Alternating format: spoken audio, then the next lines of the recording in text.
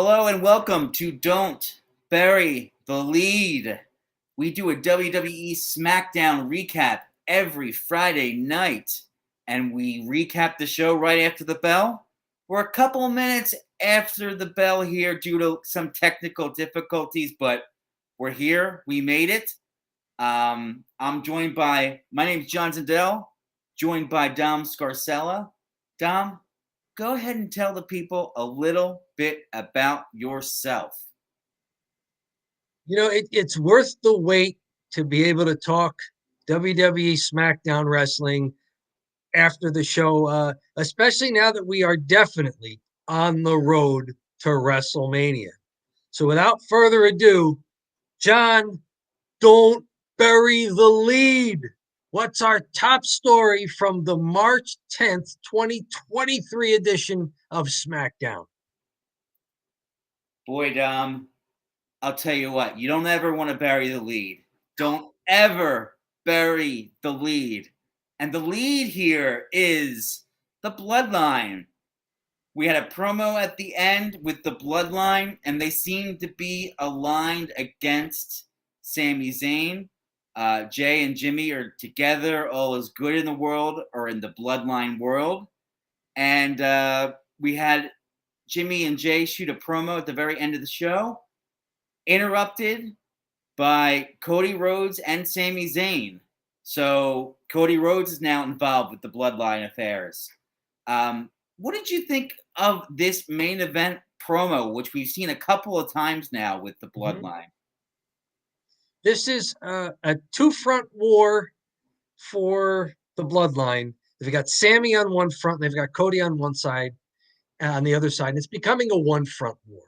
But not because they've gotten rid of Sami or gotten rid of Cody, but because Cody and Sami are now, at least for a week or so, have joined forces. And this final segment, I mean, it was set up for this, wasn't it? It was Jimmy and Jay out there, no Solo, no Roman, not even Paul Heyman, just two guys in the ring. And they start talking about Sami, and the crowd's chanting Sami. And then eventually, after doing their best to bury Sami, and for Jay to shoot sort of a heel promo, but a you understand promo, they pivot to Cody. And there's Cody Rhodes saying, you guys are talking about me. Why don't you talk to me? And this winds up in, and as this happens, you're thinking, okay, there's two guys in the ring and there's one Cody Rhodes.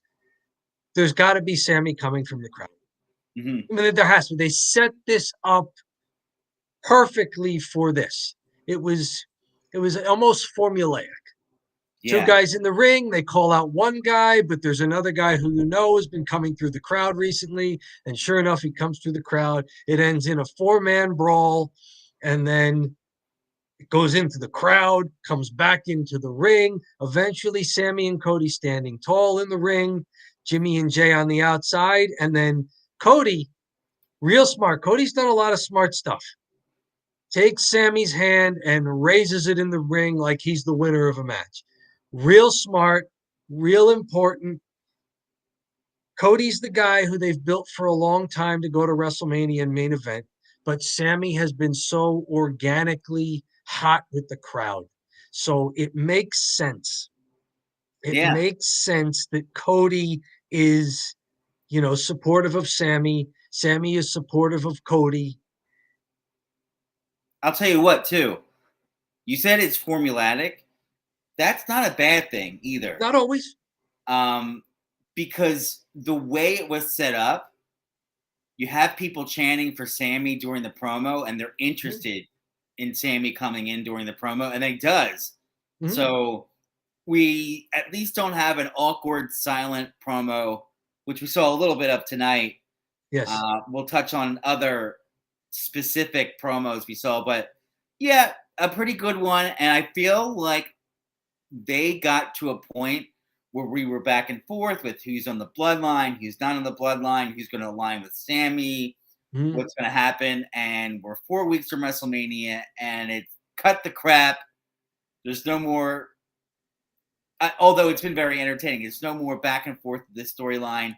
We're going to have Sami Zayn versus Jay and Jimmy Uso, presumably with Kevin Owens as Sami Zayn's partner, but we'll have to see.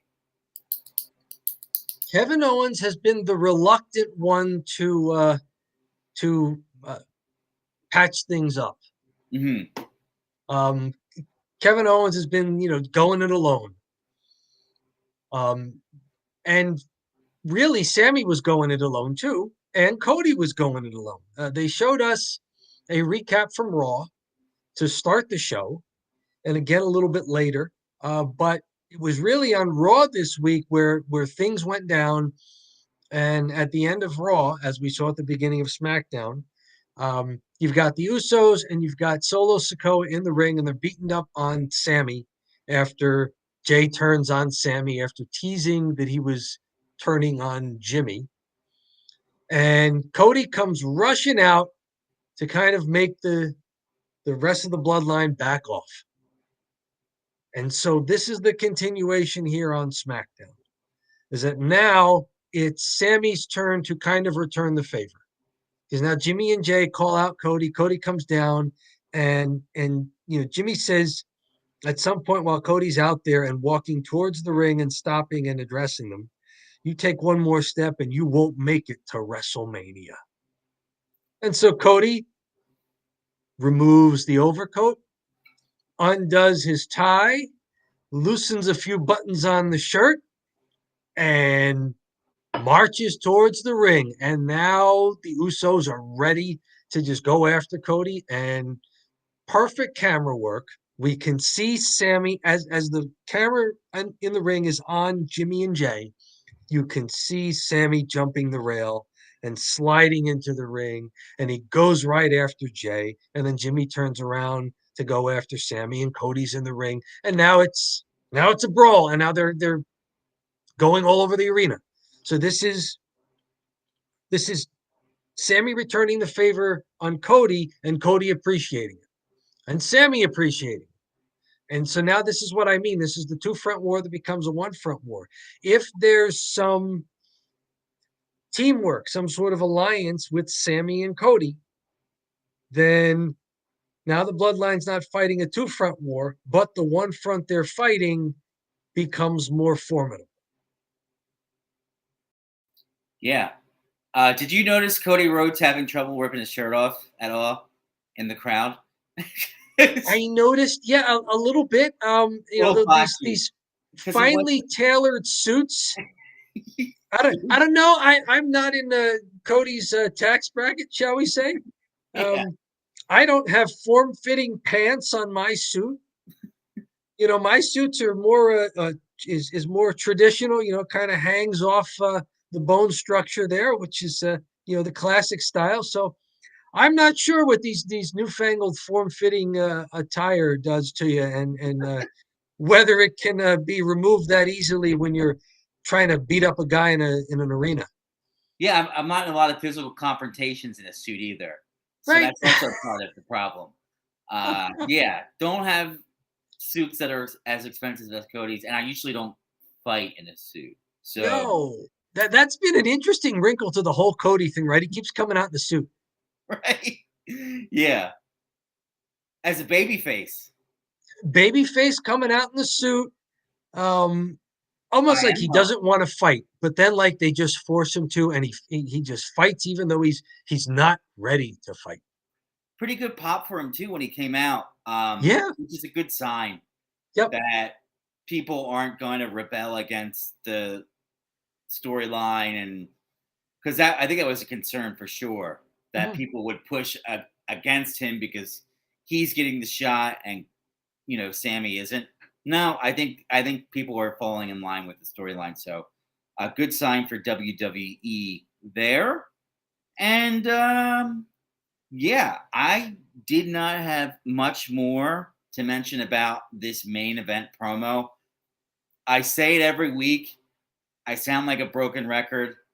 I'm not as big of a fan of the promos as the wrestling. I like to just watch the wrestling matches typically. So another night where the promo takes the cake in the main event here, but it's the Bloodline. They're the hottest storyline. They got to get as much out of it as possible.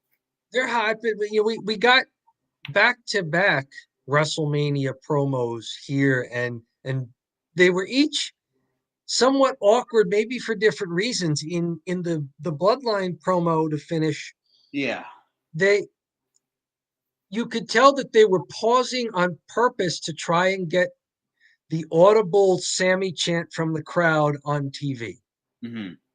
And it was slow developing as far as Jimmy and Jay talking in the ring. It's almost as if they were waiting for the Sammy chants. Maybe there was somebody, out in the ring, out in the crowd who was planted to start the Sammy chant. I don't know. Maybe it was organic, but they were kind of looking for a Sammy chant. It took a while for them to get through what they had to say. And, Jay's going, I had to do it. I ain't want to do it. Yeah. I never had a choice because he is my brother, my blood. And he's going through, the things you do for family when they're having problems. You don't just abandon them. So it's in a sense, if they hadn't turned on the biggest baby face in the company, this could have been a baby face promo. But because they turned on Sami Zayn, this is just heelish. Yeah. Right. And I almost thought they waited too long to get to Cody. I'm looking at the clock here and I'm like, oh, it's 9:56. They usually go off the air a minute and a half before 10. So Yeah. there's not much time here. But they managed to get everything in. A big old minute and a half to 2 minute brawl that went all over the place at the end. But yeah, and another promo to finish, but a promo that at least had some guys, beating each other up in the ring. That's something. There was some physical confrontation in a wrestling show, which is nice to see from time to time. Right. Cool. Now, there was another promo we got right before that, which I don't know if that's the next big story you want to go to, but we got Charlotte Flair and Rhea Ripley. Yeah. So in a similar confrontation, which I don't know. It was post match because Charlotte wanted a match, and if you want to go here next, it maybe seems kind of natural to talk about how they're giving us promos. It's the road. It's the promo to WrestleMania. It's promo season. It is promo season. Yeah, is it WrestleMania season or promo season? Yeah, let's talk about it a little bit because let's touch on the match and the promo. So just before this, we had Charlotte Flair open challenge and says, I'll wrestle anybody. I want to just get ready for WrestleMania. And Shotzi comes out, who we've seen a lot of in the beginning when we first started doing these SmackDown recaps. But I feel like I haven't seen too much out of her. So she gets her shot after the 9 o'clock hour against Charlotte Flair. And, a little botchy, I'd have to say. There were some spots there where I said, well, that wasn't supposed to happen. She went to go. I mean, she flat fell out of the ring, Shotzi, and then got back up on the rope in one spot, and Charlotte knocked her off. It was like she was supposed to catch herself and stay on the rope, but she just she slipped out, and I know that definitely wasn't supposed to happen. Another spot was there was a back body drop, or like a side body drop, and Charlotte takes Shotzi over and dropped her flat on her head. I don't know if I've seen Ronda do this to Shotzi too, so I don't know if Shotzi's jumping too much and she kind of loses her, and I mean, she just took a head bump, which is not what you want to bump on. You want to bump on the back.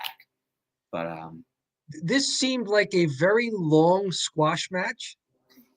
Yeah, good way to put it. Long squash match. Yeah. I mean, Charlotte was about to just squash her before Rhea Ripley's music hits and kind of distracts Charlotte going to the first commercial because they let this match take 2 segments on TV. Shotzi gets a little offense finally, a little more offense after the commercial. But then, Charlotte with Rhea Ripley now standing at ringside at the announce table, um, several woo chops into a fallaway slam, into a spear, and then while staring at Rhea, finally gets the figure eight, and the figure eight was almost it wasn't botchy, but there were a lot of things in this match where the more complex moves were slower to develop. Like their timing just wasn't there for Shotzi or for Charlotte. But I, yeah, Charlotte wins with the figure eight. Shotzi taps out. the only note I had, in addition to being a little botchy, is people love chops. Yeah. I feel like it was sort of dead the whole match. The crowd was a little tired at that point, Yep. and they weren't into the match. And then the second Charlotte starts chopping and they get to woo, Yep. they were back up. So people love chops. It's their cue. That's Ric Flair's legacy, is that no matter who does a chop, and it doesn't help that it's his daughter, someone named Right. Flair is doing the chops, but it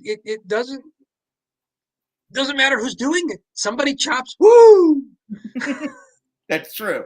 Anybody can do it. The heels can chop and you're going to woo, you Yep. know? Yep. Yeah. So, And then anyway, Rhea gets into the ring. I mean, if there wasn't much to speak about in this match, Rhea enters the ring and Charlotte starts off sounding more natural. She goes, she got the microphone and she says, all right, what do you got to say, kid?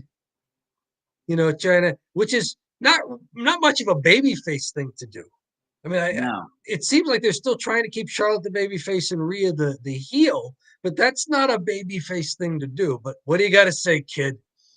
And then Rhea gets on the mic, and Rhea seems scripted. Yeah. Like there's this question backstage whether the writers are giving the talent bullet points or if they're trying to script out exactly what you say. And there's been, maybe some of the younger people get scripted and have to practice it and rehearse it, and some of the other people just get bullet points. But it seemed like Rhea was not very natural doing this. Charlotte seemed more natural for a while, but then she started pausing awkwardly a couple times. And I'm Yeah. like, is she trying to remember her lines? It's one of my notes. I literally have down. So we're both on the same page. I said, did Charlotte forget her lines? Question mark. She This was a absolutely far did. cry from Cody Roman. I mean, the Cody Roman confrontation looked more natural. This was a far cry from that from a talking standpoint. Uh, One point, Charlotte said something along the lines of, I work really hard and I always improve myself. Yeah. And some people love me for it. And some people, the obvious thing is like, some people love me for it. Some people hate me. But she said something along the lines of, don't care for me to do things like that. Have a negative reaction, I think. Have a negative reaction. And I was like, why wouldn't you say the opposite? Some people love me. Some people hate me. Yeah. Pretty simple. Or if you're going to say they're going to have a negative reaction, you can say some people have a positive reaction, some people have a negative reaction. Just to make it equal. Which doesn't sound very wrestler. I didn't know, it was so weird. And she also turned away at one point and then randomly said something that didn't connect from like Yeah. statement to statement. I was like, wait, what are you talking about? Like, what is your point? So These were a couple of promos to finish the show that maybe had some botches. We can talk about botches in matches. There were some botches. I mean, if you're going to put the promos as your main event for each of the title matches at WrestleMania, maybe there were some botches in these promos. yeah. With Rhea, I don't want to grade her too poorly because she just memorized the lines and said them, and then they weren't. I mean, this is old school Vince, but memorize the lines, go out and say them, and that's kind of it.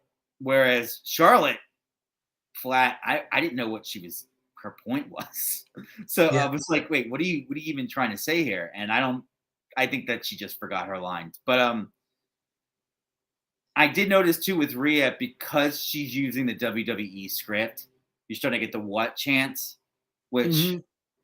I don't like that chant to begin with. I don't really think you should be trashing the performers that bad where you Yeah, start doing yeah. the what. But yeah, she was getting the what chants. But And she was plowing through it. yeah. She wasn't like reacting to it and letting that throw her off. Yeah, it So didn't throw off for her whatever cadence. Rhea was trying to do, memorize some lines, it's like she delivered her lines. It just didn't seem natural. It didn't seem like it was really her character. Yeah, you almost want when you hear the what chants for at least someone to address it, which they typically shuts them right up. Mhm. Or and it typically should be, at least the heel, because he could just trash the crowd, or she could Sure. trash the crowd as the heel. But with this rivalry, I'm not really sure who the face or the heel is. Seems like two tweener things. If Rhea was going to be the heel, this would have been the perfect time for her to break the script and just be like, "Nobody asked you," Yeah, right. Um, and then come and then get back into her directing herself at Charlotte. Bang. That would have been it. That's all it would have really taken. Mhm. And it would have improved the promo. It would have like doubled. It would have made it so much better. Sure, Like that. sure. Um, She yeah, looks great, but and I mean, Rhea has the look down. She looks formidable, but it just didn't sound like this didn't sound like her. Or yeah, if this is her, then what she sounds like is very different from what she wrestles like. Because you see how Rhea moves in the ring, how she wrestles. She's an all around performer. She's fluid. She's quick, but she can do power things. She does sequences. I mean, she has it great. down. She Mhm. knows how to transition in and out. She knows how to work with the other wrestler. Like last week's Rhea Ripley tune up versus Liv Morgan was a lot better than Charlotte Flair's tune up against Shotzi tonight. Mhm. So Rhea has all this stuff down, and then she gets in a promo, and now I don't know. It's a notch below where she is as a wrestler. Yeah. We'll see. Hopefully, this is a lesson that either she needs a mouthpiece, or we don't need to see a second face-to-face confrontation. Maybe some sort of vignette or some sort of backstage or something that's different than just a straight promo. Or they trust her. Yeah, Like I mean, she's not a rookie. She's been around for a while. They keep referencing that she and Charlotte Flair wrestled 4 years ago. right. That's a Like good 3 or 4 years ago. She's not. If you're that long in the business, you should be able to know your character. What you and I have done indie pro wrestling. hmm And when I was the commentator who sometimes did interviews, you were a wrestler, and I never got a script for any of the interviews we did. It was No, always like, okay, if you know your character well enough, it's going to be pretty obvious what we're going to say and what I'm going to ask, and you don't have to know my question ahead of time if you know your character and you just answer. I'm not going to do a gotcha with you. But right. there's going to be a pretty obvious question. If you know your character, you can answer it. And after you guys had done this for a few events in a row, you guys were able to do it. Why not just trust Rhea Ripley at this point? No, that's a great point. I mean, it comes off more organically, which is even if you struggle with your words, it's organic if it's not Sure. scripted, because then it's just you out there. At And least be then real. and you might just be real. And in addition to that, if you can go out there and be yourself, it trains you. It trains you to then understand how to speak in front of an audience without the script, and Mhm. to have these organic conversations back and forth with each other. So, you really want to get to that point where you're good on the mic because you're good on the mic, not because some writer wrote this zinger for you Mhm. that's going to Yeah. land super flat when you go to say it, and you're trying to think of your fifth or sixth line. I mean, imagine if your entire match were scripted for you versus two people who just know how to wrestle, getting in the ring, and they know where they're supposed to get to, and how they get there is up to them, playing off of each other, paying attention to the crowd, understanding, how the match is going, what story are they telling. But, and it's like having bullet points. There are some spots in your match where, you got, okay, at some point we're going to hit this, at some point we're going to hit this, at some point we're going to hit this, and this is our finish. The best matches are bullet points. The best promos are probably the same way too. Just bullet points and trust the talent of the performers. It's funny you said that, how you do the bullet points and the spots. And just in my experience, when we would have the matches in the indies, we would have a spot and we work it out and we would be like, yeah, this is going to be the one. So then you'd hit the spot. Nobody cares. And then you'd be in there and you'd be holistically kind of working through some moves and you'd hit some stuff on the fly. And that's what get the pop, and you'd be like, Sure. Wow, okay. So we sat there and tried to figure out how we can align the ladder and like the piece of table and then like how I'll hit it and all this stuff. And then, one little quick note where I got thrown under a ladder and I just laid there for like 60 seconds in the middle of the ring. And it was like the crowd was going crazy because I'm under the ladder. And it's just like, I'm laying there not doing anything, but I'm in the ring. I'm under the ladder. I don't know. For some reason, they love that. So all the stuff that you kind of plan out, it's funny, all the stuff you plan out, it's not really necessarily going to be that effective depending on how the crowd is. Not always. That's part of being a live performer. Right. Yeah. Sometimes they've got 3 weeks, right? It's 22 days to WrestleMania. So this shouldn't be the last we see of either of these confrontations.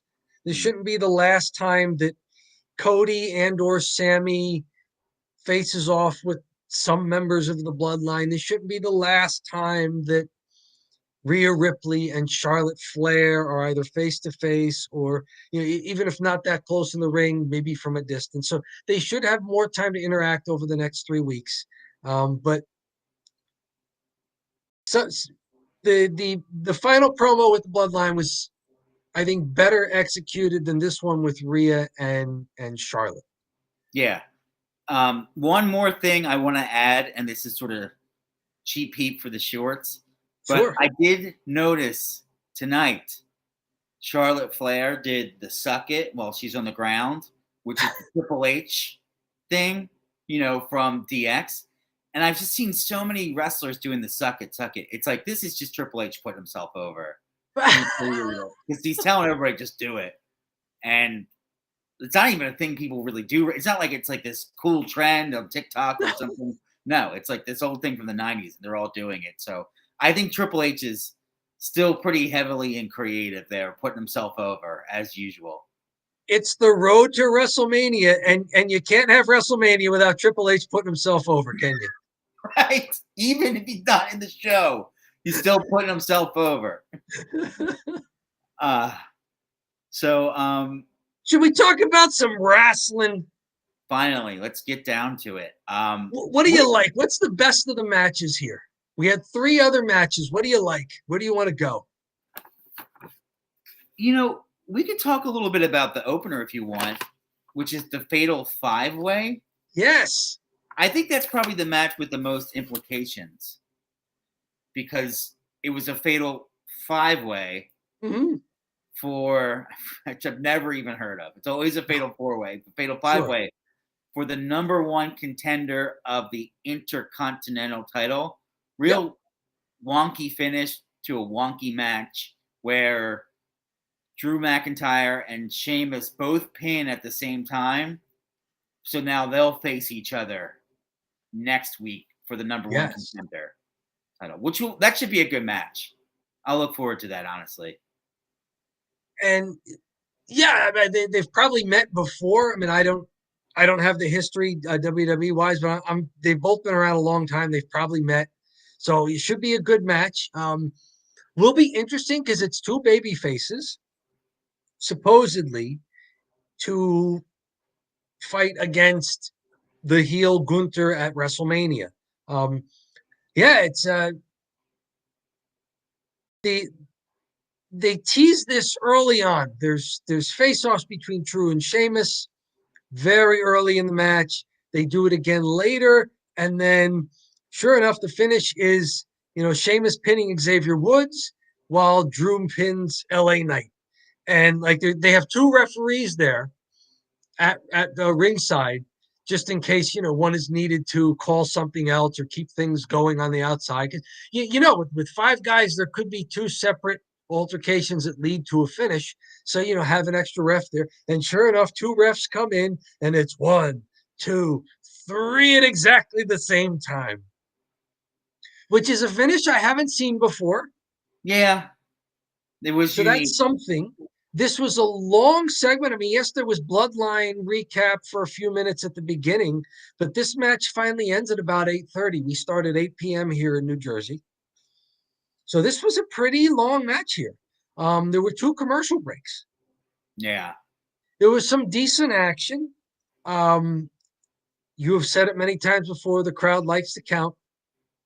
They were all Sheamus over does the tonight. 10 beats of the Bowerin on Xavier Woods, then on Karrion Kross, then on LA Knight. And by the way, those are the 5 in this match. The Drew people love McIntyre, counting. Sheamus. Yes, people love counting. And then it's Xavier Woods taking the place of Kofi Kingston, who got legitimately injured in the scrum that was last week's everybody in the ring melee that set up this fatal 5-way. Apparently suffered I think it's a leg injury that's going to keep him out through WrestleMania. So Oh maybe no wow. Kofi Kingston at WrestleMania. Yeah, I mean, I think they mentioned it during the match, and they just plugged Xavier Woods in there. Mm-hmm. And honestly, Xavier Woods looked kind of good in some of his spots when Yes. he had some of the time to shine.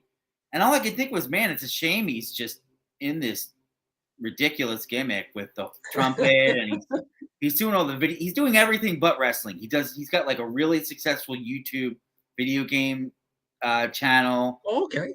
Yeah, he Hmm. he's a really on paper successful person. He's got like a PhD. Oh. He's done a lot of stuff. But I see him in the ring tonight, and I was like, this would be nice if he just wrestled like a normal guy instead of in the New Day, like throwing pancakes around, still like beating the hell out of this childish gimmick. So I got the same thing. I haven't seen Xavier Woods, I don't think, wrestle one-on-one. And so this was refreshing because, like you're saying, he can wrestle in there. He's clearly the smallest guy in this match. mm-hmm. Um, Drew's a big guy. Sheamus and Karrion Kross are fairly large as well. LA Knight is maybe mid-sized wrestler. Sort of in like the classic, maybe Bret Hart mold. But Xavier is down around, I think, Ricochet size. I think they announced him about 215 pounds.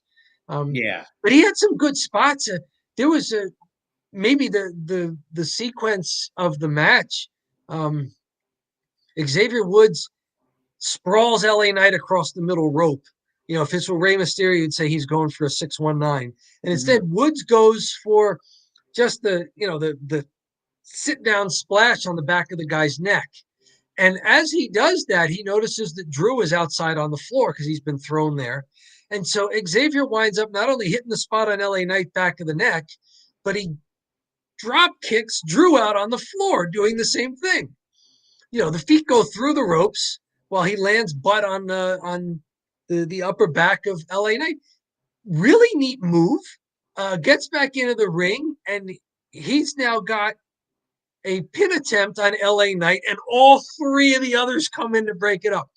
That was a really neat spot involving all 5 wrestlers. You Yeah. think of what a mess a fatal 5-way is going to be. That sequence was cool. To Yeah. have all 5 guys, in on it all together. That was pretty cool. Yeah, because you never really see a 5-way. It's always 4 or just or it's like a battle royale which is I was total. just gonna say, at what point is it just a battle royal? Yeah, because after Like, what's 5, the number? yeah, what is the actual number where they could have just had people coming in and had a timer at this No, point? sure. People love to count. People do love to count too. That could have helped. So do you like that they're they basically used this entire thing last week and then the 5-way match this week just to set up Drew versus Sheamus. To have another match for the Intercontinental title. This match was okay. I mean, it was at least a wrestling match. It was probably as good as a fatal 5-way between these guys is going to get. Yeah. I am okay with the results. I'm okay with either Drew McIntyre or Sheamus. Probably going to be Drew because I think Sheamus and Gunther already wrestled. But just still a little disappointed. LA Knight takes the pin. So he's not only the guy that's not getting the shot at the Intercontinental title, but he's getting buried even further where he just is. It's not even Karrion Kross that gets pinned. It's him. So it's like, yeah. It's like they're protecting Karrion Kross for some reason. Like Xavier Woods gets pinned, which, okay, you can see that. He's the replacement. He's not expected to do anything. Yeah. But he still looked good. And then, LA Knight, he made people look good while he was in there. Yeah, every time he was doing anything, it was good. And then Karrion Kross, who's been pretty much a complete dud, isn't the guy. He felt like, yeah, well, he should probably take the pin. He's lucky to even have a job at this point. But no, yeah, LA Knight takes it, and I don't, there's lots of theories going on right now, or I don't know what they're doing, but I don't know if he must have said something to the wrong guy, or I don't know, he said something to Stephanie or Vince, or I don't know what happened, but he is just jobbing out right now, There's maybe two ways to look at it. I mean, one way is, all right, they're not giving the guy a push where he gets to really look his best. Because he could not look his best he did his best, but did not look his best in the Bray Wyatt, whatever that was, for months. Yeah. He still hasn't. He's still doing well, but he's not looking good.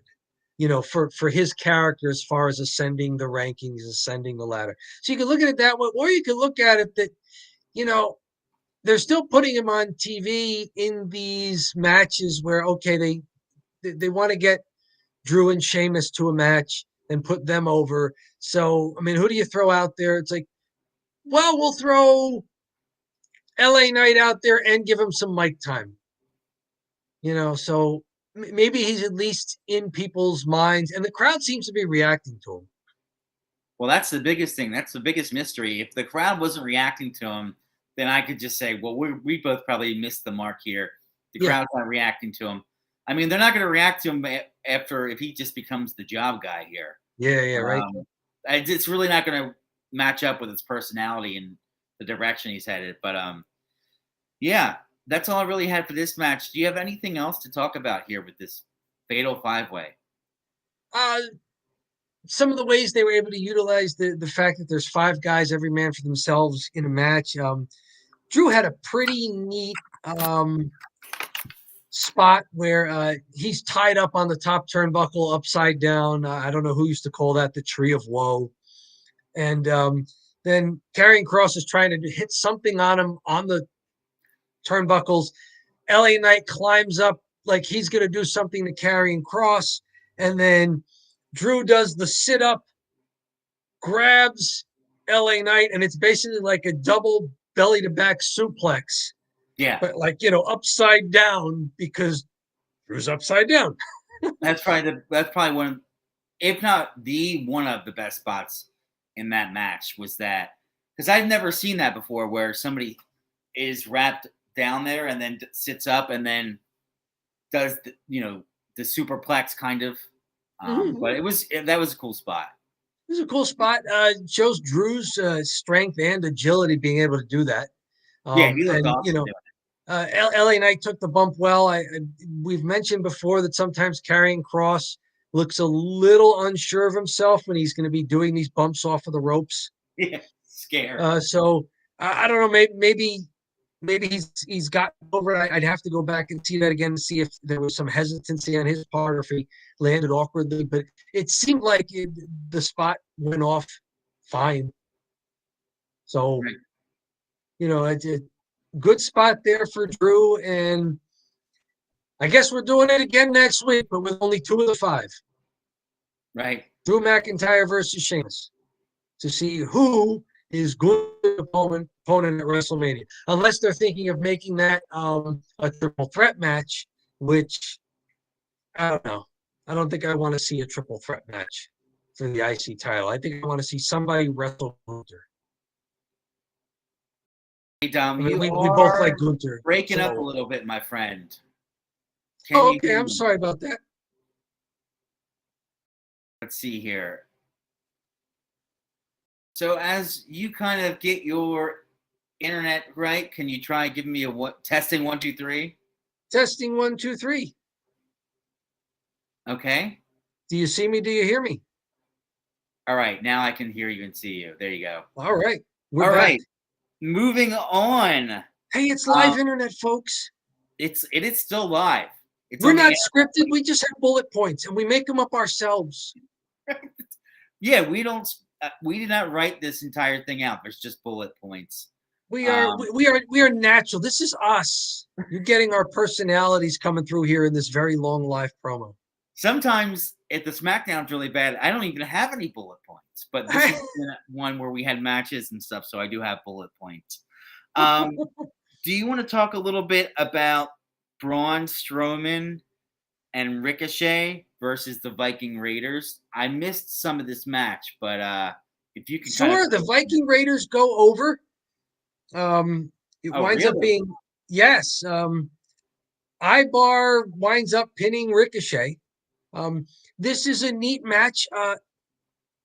Right away, obviously Ricochet starts the match. Ricochet and Braun Strowman. Ricochet's the guy that's in there the longest. He usually starts the matches.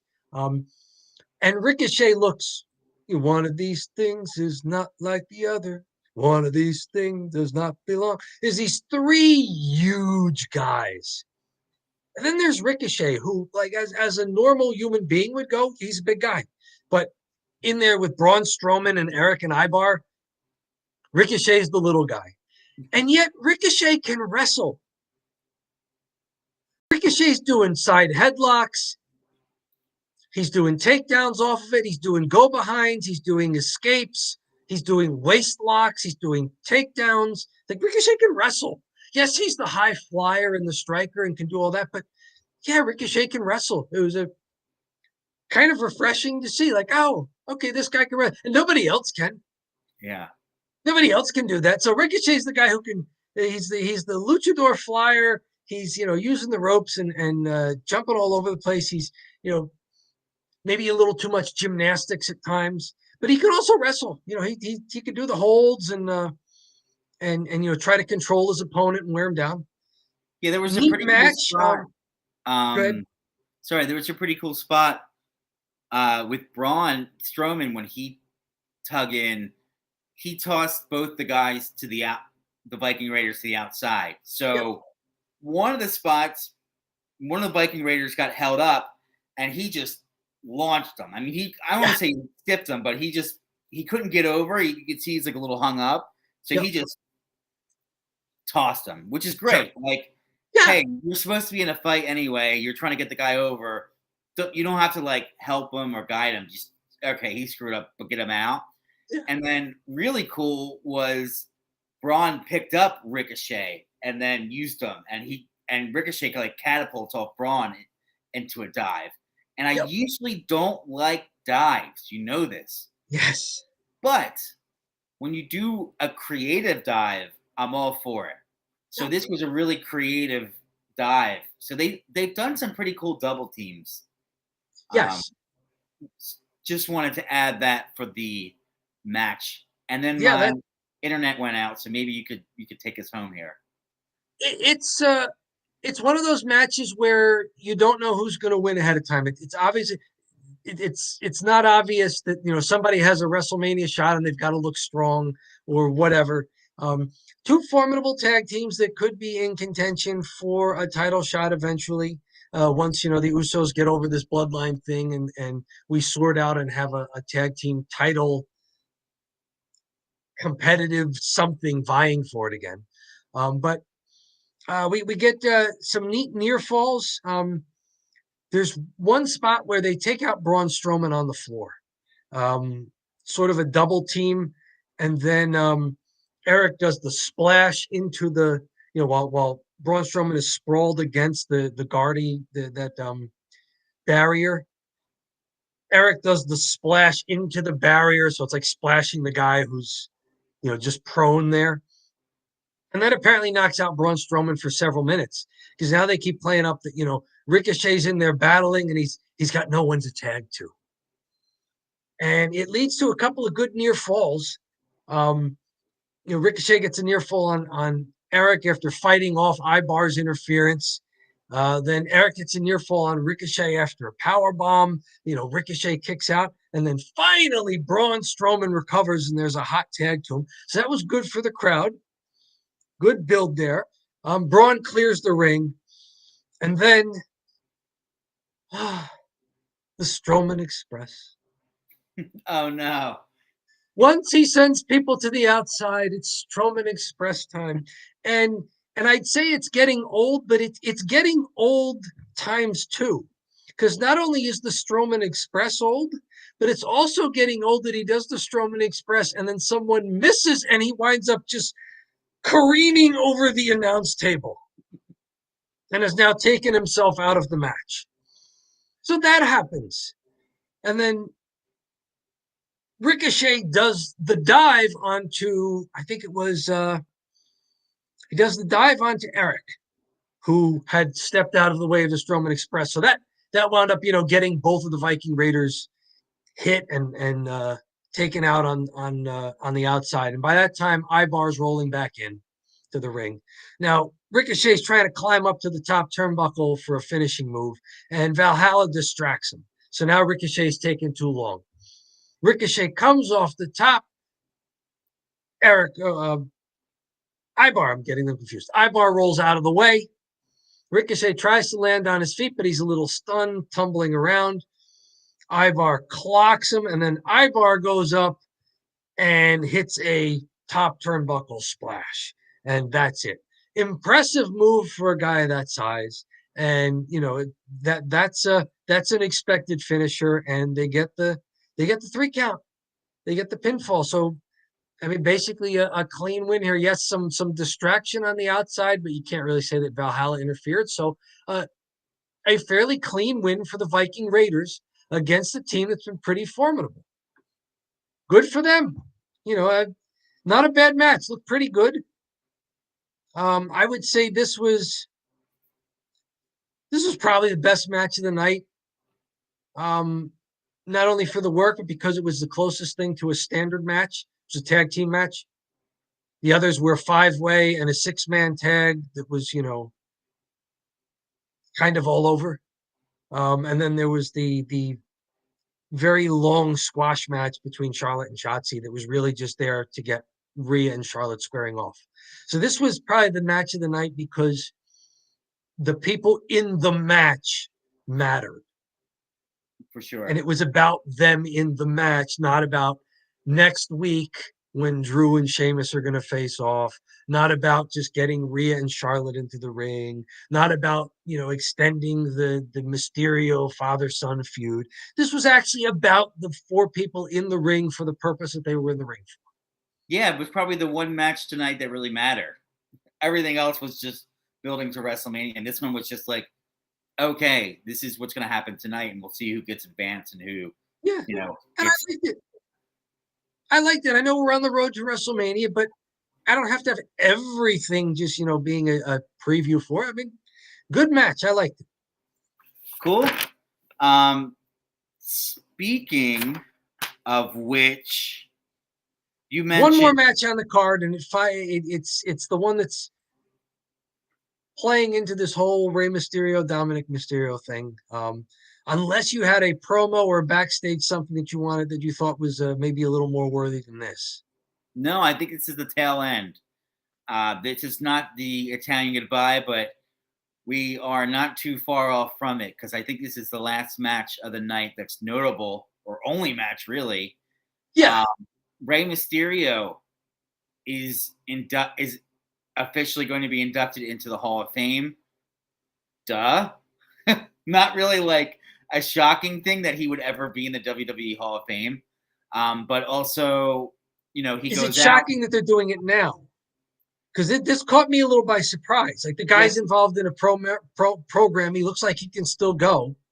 it was interesting that they want to induct him now, and then they had the wrestlers reflecting. They're like, "Oh, he did all this, he did all that." I'm like, "He wrestled last week. He Yeah, wasn't. It's not like he's retired or dead." yeah, Which is like how some of the people were talking about him. Like AJ Styles is like, "Oh yeah, he was the best when he was wrestling," or somebody said yeah, that, yeah.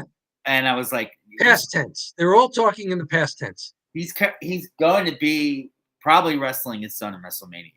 So He might have a match left. Yeah, right.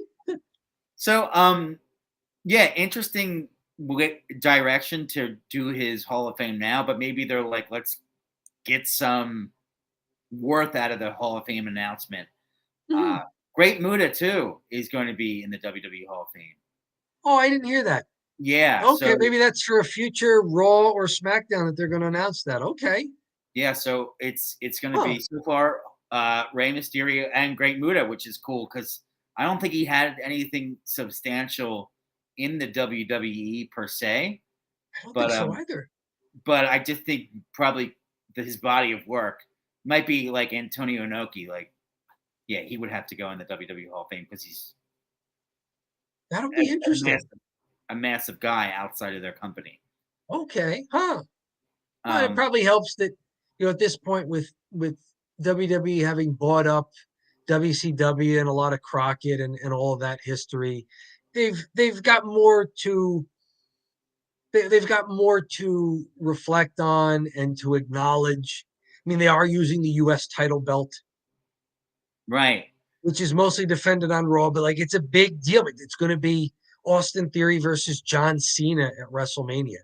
Like this is the big star comes out of retirement match at WrestleMania. It's going to involve the U.S. title, which was an old NWA belt, or Crockett, NWA, WCW.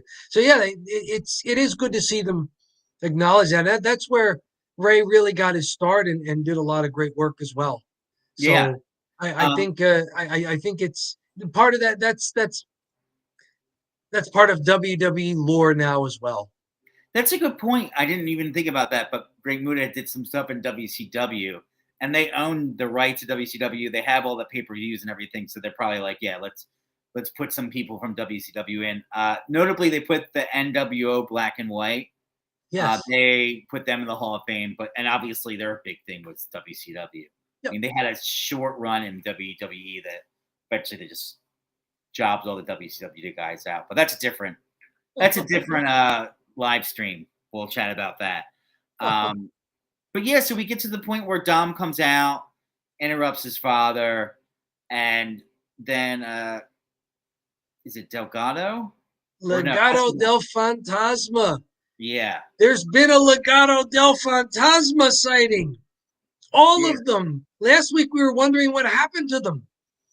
We yeah, hadn't seen or heard from them. It was just Santos Escobar. But yeah, they come out now, and it's now Legado del Fantasma versus Judgment Day because Dom doesn't come out by himself. Dominic Mysterio interrupts Ray almost immediately on the microphone, and yeah, he's there with all of Judgment Day. So it becomes a 6-man tag match um, with Zelina on the outside for Legado and Rhea on the outside for Judgment Day. And I mean, there's one small spot where they wind up getting into it, the women on the outside. But for the most part, it's the men involved in the match having a 6-man tag match, and Judgment Day controls really the whole first segment going to commercial. I mean, I don't know if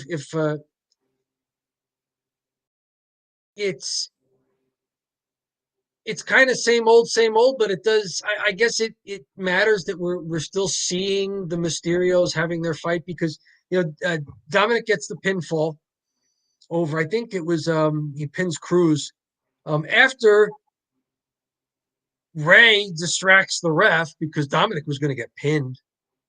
I mean, Cruz had a good roll up in there, but Dominic had baseball slid and knocked Ray, who was on the outside.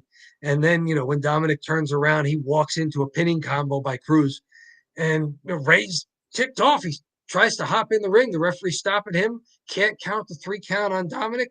So then Damian Priest comes in, super kick under the chin, and now Dominic Mysterio's got the pinfall. And that leads to more post-match. So it was pre-match, these two getting into it. Post-match, these two getting into it. In the middle, we got a decent 6-man tag match in which Dominic gets the win for his team.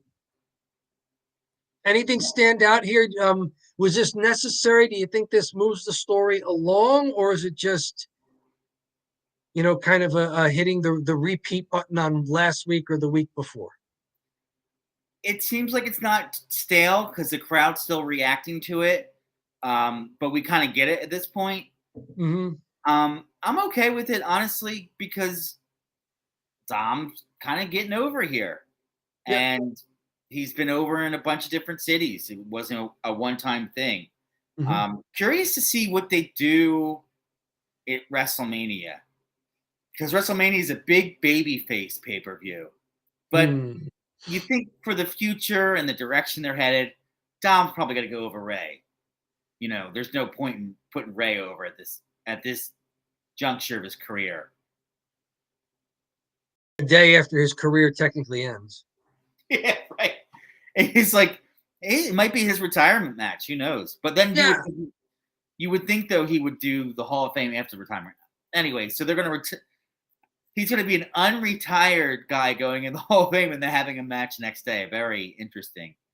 It's a little bit of a convoluted story that they're setting up with that.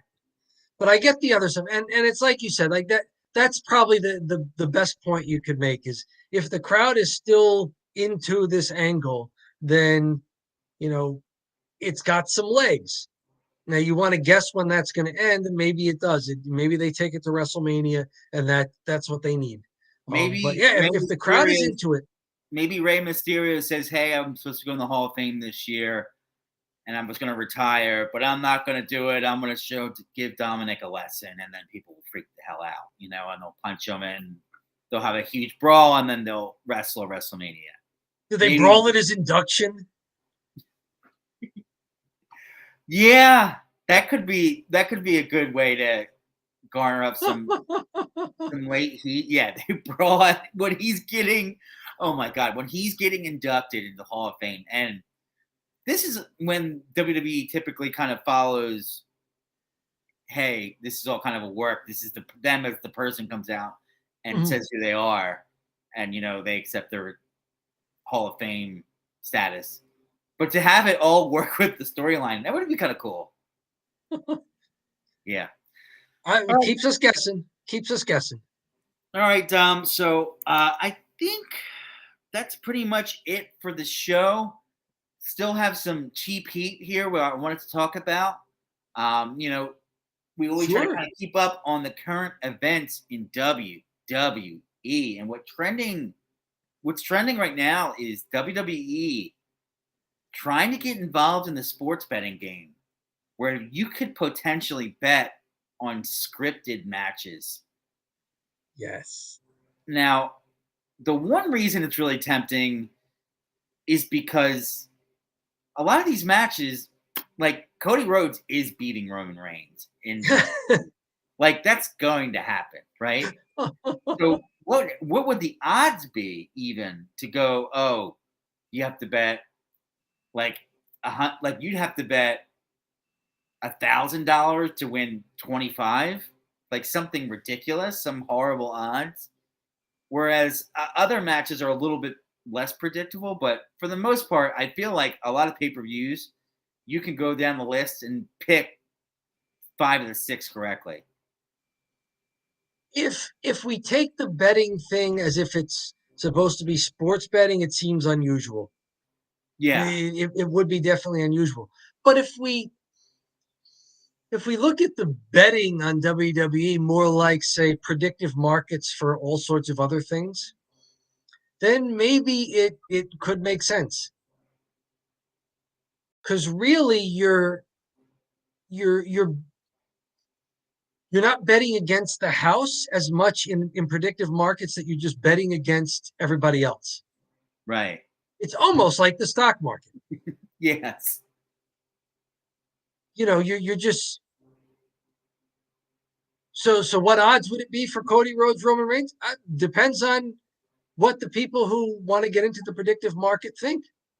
Sure. So then they'll have to have people handicapping pro wrestling, which is wild. I mean, they do it for all kinds of stuff. They bet reality TV shows. They bet the Sure. Grammys. Yeah. You could put bets on that. Really, I guess because you could bet so many things in the world, they probably would do something where they put a cap on it. Because I know with the reality TV show, the Grammys, they'll say like a maximum of $100 can be placed, and they really just want money on the website. So when you put money on the Okay. website, then you're in.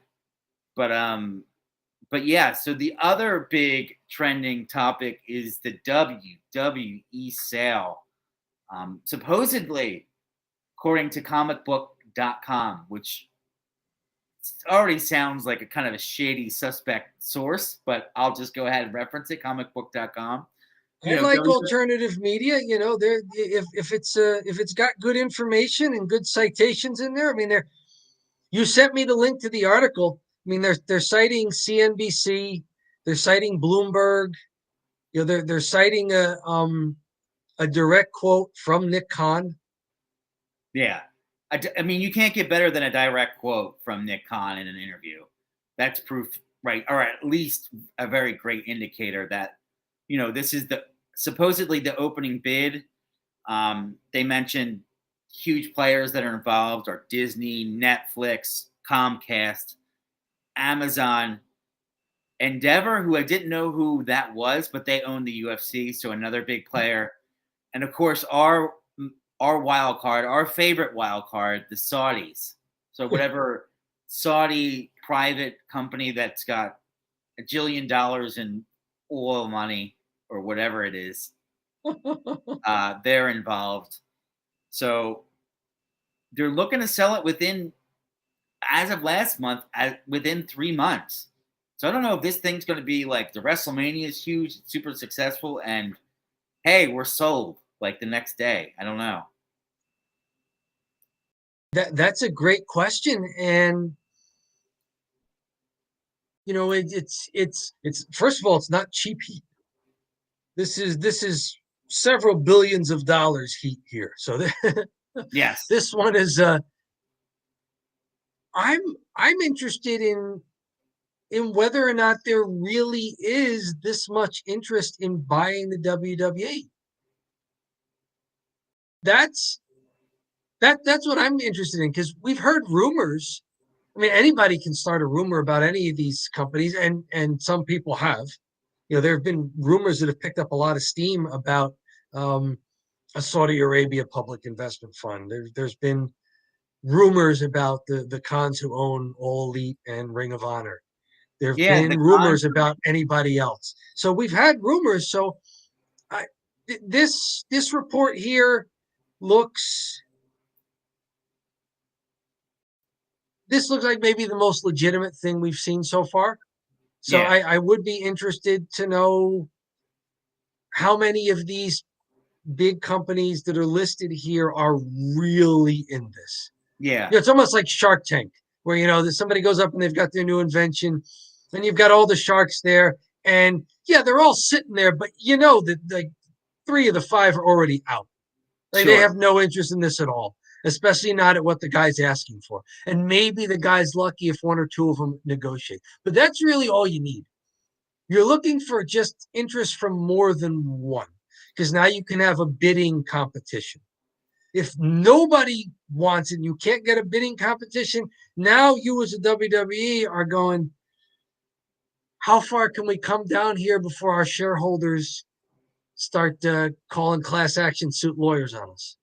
Yeah. Hey, and their biggest shareholder is Vince McMahon. So Yes. he's the shareholder, and so he's going to want to get paid. So Yep. they are going for the top dollar when they sell. Good point, though. Not all these people will be all that serious necessarily. Disney might have someone that goes there and it's like, we'll give you 500 million, or something like some wild low ball, or they bring someone there to kind of get an idea of what's going on, but they're not serious. Um, I feel like the Saudis they feel like the ones that would make the splash because they've already made these types of splashes, Mhm. specifically like with their golf tour. They have a relationship already with the WWE, Mhm. and they're really pushing. That country itself is really pushing for this U.S. entertainment for some reason. I'm not really even sure what the strategy is. I don't know if it's to make it more of a tourist attraction to come to Saudi Arabia. I don't know. But then women can't drive. It's Yeah, like, it's good publicity. I mean, it's trying to do a little marketing. yeah. So interesting stuff there. We'll see if WWE's for sale, and hopefully we still have SmackDown to talk about. Kind of Right? meandering. It's a good show. I mean, yeah, you start wondering if somebody buys this, how much would they want to change and how much would they want to keep the same? And is there going to be more interest in somebody buying the WWE to make wholesale changes to it? Like, is there somebody out there who says at 9 billion, I'm getting a steal? So I'm Yeah. not going to show my hand, but I think with different management, this product could be more. And Or is some there somebody just coming in and saying, "Yeah, I think for 9 billion, I can keep it the way it is and just let it do what it's doing and keep churning." So I wonder what the personalities and the real creative intentions are behind some of the bids that happen and some of the interest that's shown. one of the things I'll even add to here is two of the names that stick out to me. Mm-hmm. Uh, Amazon and Netflix both have had bad 2022s financially. Yeah. Netflix specifically looks like they're starting they're starting to falter to the competition because there's a lot of competition in that streaming market and a Mm-hmm. lot of competition in all the different apps catching up to them, and all these like HBO, CBS made Paramount, Disney. There's all these different competitors against Netflix now, and then Amazon didn't have as good. I mean, they're still a massive powerhouse, but they didn't have a great 2022 because of a reduction in the amount of shipments that people have been ordering. Basically, people were buying crap like insane in 2020 and 2021 during the lockdown. So it's normalized the people spending now because there isn't tons of free money pumped into the government or pumped into the economy by the government. Mm-hmm. And then in addition to that, people are paying money on experiences now rather than just junk from Amazon. So And um, that may be your answer right there. I mean, Amazon and Netflix already have the streaming infrastructure set up. mhm. So it would, if Amazon buys WWE, now your WWE archive is on Amazon. It's part of your Prime membership, almost the way that it's now part of your Peacock membership. You know, you get you can do your premium live events on Amazon Prime, or you can pay extra for it as you would if you were just, a cable TV or satellite TV subscriber. But Amazon and Netflix are the ones that, so if we go through this list here, Amazon, Netflix, and Disney already have very good streaming services. Comcast NBC also does with Peacock. So Endeavor does not have its own streaming infrastructure. The Khan family and Saudi Arabia would be the ones that would still need some sort of infrastructure to take care of the things that we take for granted as far as WWE content goes. So that's something to keep in mind as the bid comes in and as the interest is there. Yeah. I wouldn't expect, even Amazon to, if Amazon bought it, I wouldn't expect Amazon to put everything on Amazon. I mean, it may benefit you to still have SmackDown on Fox is doing well. Right. Raw and USA still doing pretty well. So I don't know that you'd want to cut off things that are working well just to try and, pat yourself on the back for your streaming service. But, pay-per-views, archives, specials, things like that. Comcast, Amazon, Netflix, and Disney, it's a turnkey business for them. They've already got it set up. Right. Yeah. So we shall see, Dom. We shall Yeah. see who wins the bid. And the one thing is, we know with the dollar amount, you've mentioned it in other, conversations we've had. Probably at 9 billion really limits the people that could purchase, WWE at this point. The names they listed probably are just the 6 people that have the 9 billion to spare. Yeah, especially if it's another corporation. One of the things we thought was, okay, what's going to happen? Is someone going to try and take this private? But if it's another publicly traded company that's going to do a merger and acquisition, that kind of changes it because now you don't necessarily have to have 9 billion in cash. You can, if Amazon buys it, maybe if you're a WWE shareholder, now you wind up with an equivalent dollar amount of Amazon stock. So you don't need the cash to make this Sure, work. sure. Yeah, that I makes sense. think Comcast is NBC probably is publicly traded. Netflix and Disney are publicly traded. So that's a new wrinkle if it's not somebody trying to take it private, if it's somebody just going to do an acquisition into another publicly traded company. Yeah, that's a good point. Well, But still, Dom. it's going to be value. Like, how much are you going to sell for? Where, if you own WWE stock, you know, and what's the amount of Amazon stock that's going to make you satisfied as a WWE stockholder? What's the amount of Netflix stock? Especially as you're mentioning, if those things are going down,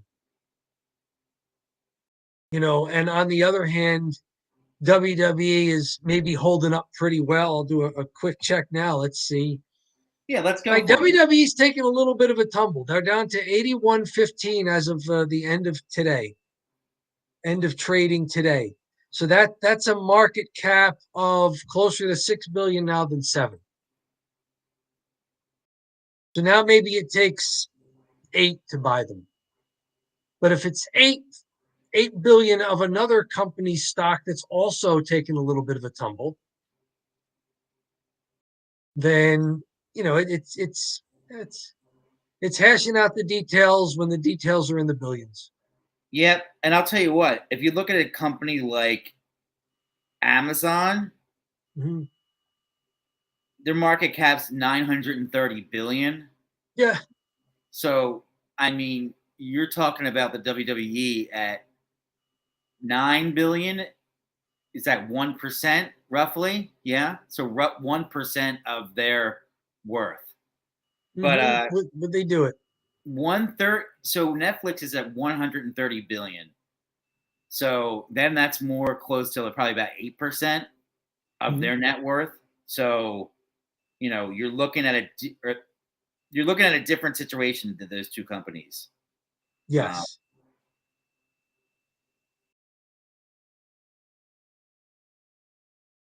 yeah, if you think of it like this too, Netflix was in December of 2021. So going into 2022, their stock price was $600, and it dropped down. It's around 300 right now.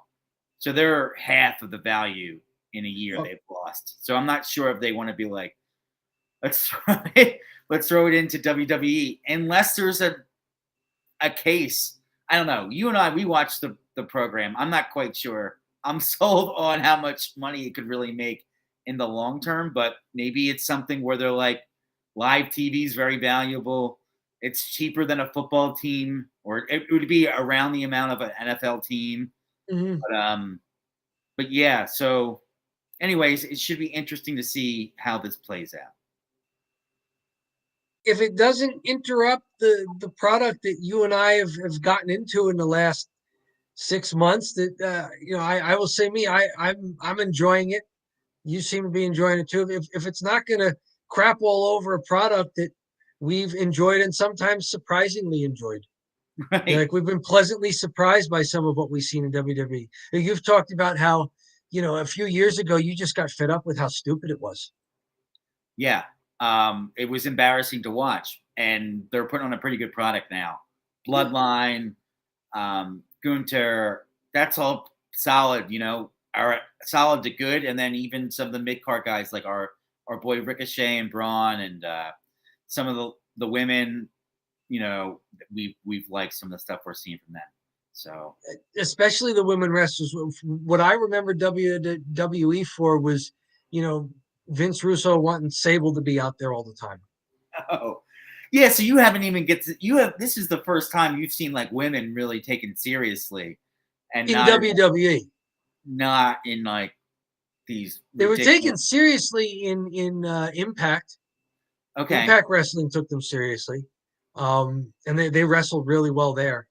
But yeah, WWE really takes them seriously. They did since we're into the Italian Goodbye, they did some promos for themselves because it's Women's History Month, and so they were promo. They had a nice promo put together. I don't know if it was 30 seconds, 45, 60 seconds, but showcasing a lot of their women performers, their women wrestlers. And it wasn't the beauty pageant stuff.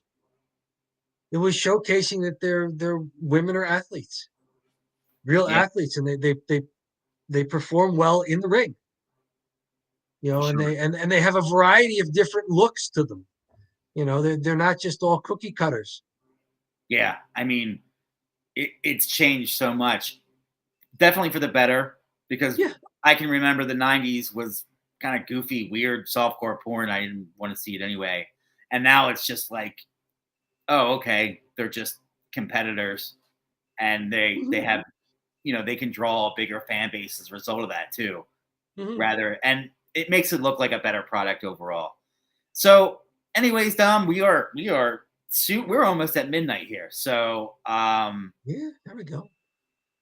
I've got nothing else. This was a decent show. It's clearly the road to WrestleMania. Okay, they're all of these SmackDowns. I think from here until WrestleMania are going to be like hors d'oeuvres. yeah, They're going to be trying to prime us for the main course. We're not going to get a lot of main course on a Friday night. right. But, I like hors d'oeuvres. And little stuffed mushrooms, clams casino, pigs in a blanket, the mini quiches. I go for it. Little finger food here and there. Hors d'oeuvres can be good. Yeah. Hey, man. Yeah, at a wedding, it's probably usually the best part of the meal. Shrimp cocktail. Hey. Hey. Yeah. I'll tell you what. I don't mind the hors d'oeuvres, and we're getting them now. Yeah. All right, Dom. Well, we've done quite the Italian goodbye here. So absolutely. Thanks. We've been talking about food. This is perfect. Yeah. So yeah, it's almost midnight snack Each of these SmackDowns is like an antipasto. All right, Dom. So thanks so much for joining everyone that's watching. As we always say, like, subscribe. We're going to be coming out with some other shorts. We're going to keep them going. And then we're also going to be coming out with a series of small videos talking about WrestleMania. So keep your eyes peeled for that. As always, like, subscribe, yada, yada, yada. Dom, thanks so much for joining. I appreciate you jumping on board here Friday night. Thank you very much. Everyone, have a great evening.